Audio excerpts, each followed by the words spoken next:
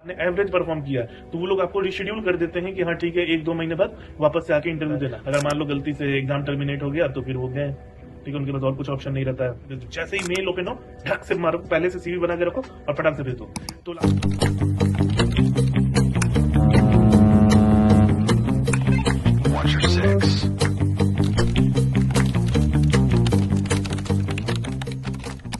Sponsorship DNS course के लिए कितना इंपॉर्टेंट है आप सबको पता है, लेकिन बहुत लोग गलती क्या करते हैं, फॉर्म फिलिंग में बहुत बड़ी मिस्टेक करते हैं। जिसको जब मन करता है तब वो फॉर्म फिल कर देता है। बहुत लोग लास्ट डेट का वेट करते हैं, बहुत लोग क्या करते हैं फॉर्म ओपन करते होते ही फिल कर देते हैं। तो देखो, सबसे पहली चीज, हर कंपनी का ना अपना अलग अलग सिस्टम है, तो हर कंपनी का एक पैटर्न है।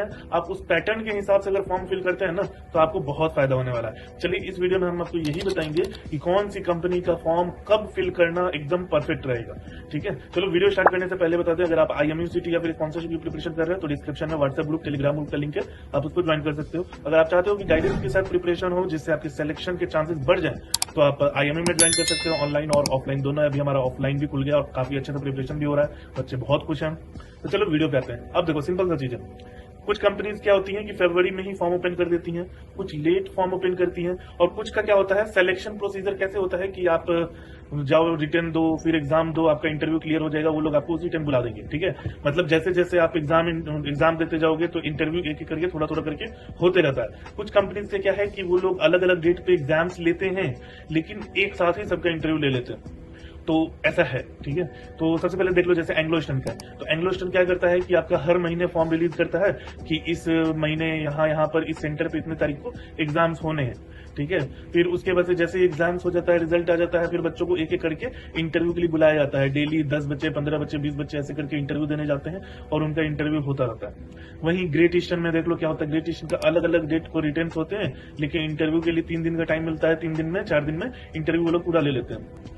MSC में आ जाओ, फ्लीट में आ जाओ, तो इन लोगों का क्या होता है कि अलग अलग डेट्स पे, MSC का देख लो, अलग अलग डेट्स पे एग्जाम्स भी होते हैं और अलग अलग डेट्स पे अलग अलग सिटीज में इंटरव्यू भी होते हैं।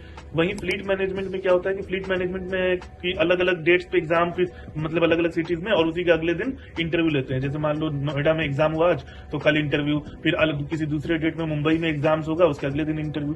तो ये सारा सिस्टम चलता है उनके यहाँ फ्लीट मैनेजमेंट। ऐसी सब कंपनीज है। तो देखो, सबसे अच्छा जो टाइम है फॉर्म फिल करने का, जैसे आप एंग्लो स्टर्न के लिए जा रहे हो, ठीक है, तो एंग्लो स्टर्न में आप कभी डिले मत करो फॉर्म फिल करने में। हम हमेशा बोलते हैं कि एंग्लो स्टर्न में जैसे ही फॉर्म ओपन हो फॉर्म फिल कर दो।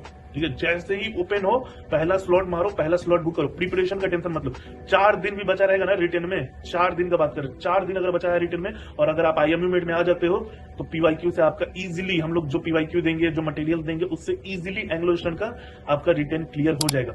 एंग्लो स्टर्न का कोई भी कंपनीज, मोस्टली कंपनीज का जो PYQ है उनसे क्वेश्चन मैच करते हैं और हम लोग वो पूरा प्रोवाइड करते हैं। ठीक है, हमारे यहाँ प्रिपरेशन होती है इसी चीज की, अच्छे से प्रिपरेशन हो जाएगा। तो देखो, अब क्या है, रिटर्न आप एंग्लो का दो। ठीक है, पहले, अब फायदा क्या है एंग्लो का पहले इंटरव्यू देने में, पहले आप रिटर्न दे रहे हो, पहले आपका इंटरव्यू होगा। पहले आपके इंटरव्यू में क्या होता है, सिलेक्शन के चांसेस बहुत ज्यादा होते हैं, और मान लो किसी रीजन से आप अच्छा परफॉर्म नहीं कर पाए लेकिन आपने एवरेज परफॉर्म किया, तो वो लोग आपको रिशेड्यूल कर देते हैं कि हाँ ठीक है 1-2 महीने बाद वापस से आके इंटरव्यू देना। तो ये बहुत बड़ा बेनिफिट है। और जो बच्चे, मोस्टली बच्चे जो रिशेड्यूल होते हैं ना, वो इंटरव्यू क्लियर कर लेते हैं। 90% रिशेड्यूल्ड बच्चे इंटरव्यू क्लियर कर लेते हैं। हमारे IMU में भी बहुत बच्चे रिशेड्यूल होते हैं, मतलब जैसे मान लो कि अभी फेब बैच में 17-18 सिलेक्शन हो चुका है हम लोग में, इसमें 4-5 बच्चे रिशेड्यूल वाले थे, मतलब कि पहले इंटरव्यू देने गए, फिर वो रिशेड्यूल हो गए, फिर 1 महीने बाद जाके इंटरव्यू देके क्लियर कर लिए। ठीक है, तो ये बहुत बड़ा फायदा है इंग्लिश में। ग्रेट ईस्टर्न में कौन सा टाइम सही है, ग्रेट ईस्टर्न में जैसे फॉर्म ओपन हो कभी नहीं फिल करना। ठीक है, थोड़ा सा टाइम निकलने दो। ठीक है, थोड़ा सा निकलने दो, मतलब ऐसा नहीं कि एकदम ये, मतलब आप अगर अगस्त बैच के लिए जा रहे हो तो हम बोलेंगे कि आप मार्च में फॉर्म फिल करो। ठीक है, आप मार्च में फॉर्म फिल करो, क्योंकि फरवरी में भी बहुत बच्चे फिल करेंगे। तो फरवरी वाले बच्चे क्या करेंगे, जब वो एग्जाम देंगे ना तो उनके अप्रैल में सबसे पहले एग्जाम उनका होगा।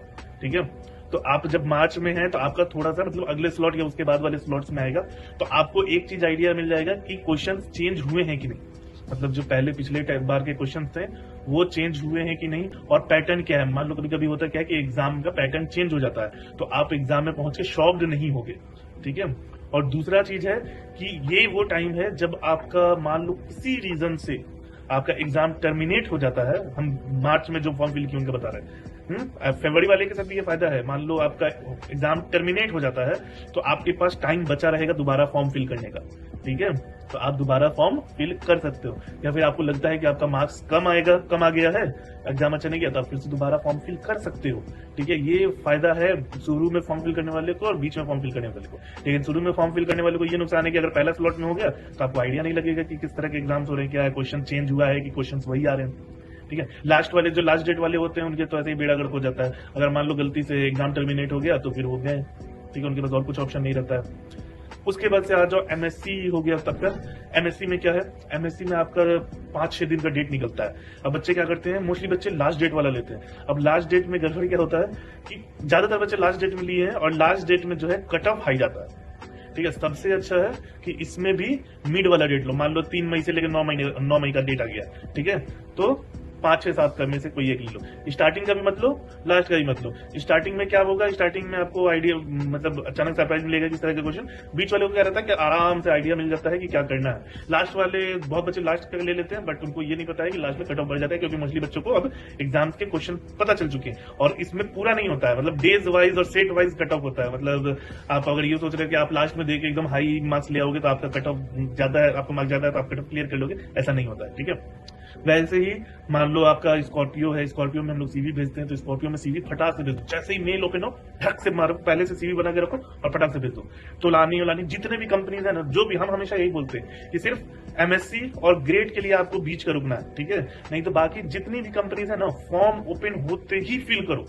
मतलब दूसरा ऑप्शन ही नहीं है कि मैं लास्ट डेट का वेट करूंगा, मेरे पास पैसे नहीं, फॉर्म ओपन हो फिल कर दो, ठीक है, क्योंकि बहुत फायदा होता है अगर आपका एग्जाम पहले हो रहा है, इंटरव्यू पहले हो रहा है। प्रिपरेशन है नहीं है उससे फर्क नहीं पड़ता, प्रिपरेशन नहीं है आ जाओ आईएमई मेट में, हम बोल रहे हैं प्रिपरेशन हो जाएगा अगर तुम एक हफ्ते ढंग से मेहनत कर लोगे तो, ठीक है। बाकी अगर अच्छे से प्रिपरेशन करना है तो सही बात है, आईएमई मेट आओगे, सिलेक्शन होगा, ठीक है। अभी इंडिया में जितने भी बच्चे डीएनएस स्पॉन्सरशिप कर रहे हैं ना, स्पॉन्सरशिप लिए हुए डीएनएस कर रहे हैं, उनमें से 25% से ज्यादा बच्चे हर इंस्टीट्यूट में हमारे आईएमई मेट के हैं, ठीक है। अगर आप सेल्फ प्रिपरेशन की सोच रहे हो तो हम डिमोटिवेट नहीं करेंगे, लेकिन हाँ आप एक गलत रास्ते पे जा रहे हो, क्योंकि गाइडेंस बहुत जरूरी है इंटरव्यू क्लियर करने के लिए। क्योंकि जो बच्चे कोचिंग से प्रिपेयर करके जा रहे हैं वो हर एंगल से सेल्फ प्रिपेयर वालों से ज्यादा बेटर होंगे, ठीक है। तो इंटरव्यू जाहिर सी बात है उनको ही लेगा जिनको अच्छा खासा नॉलेज है, ठीक है। चलो टाटा बाय बाय, टेक केयर।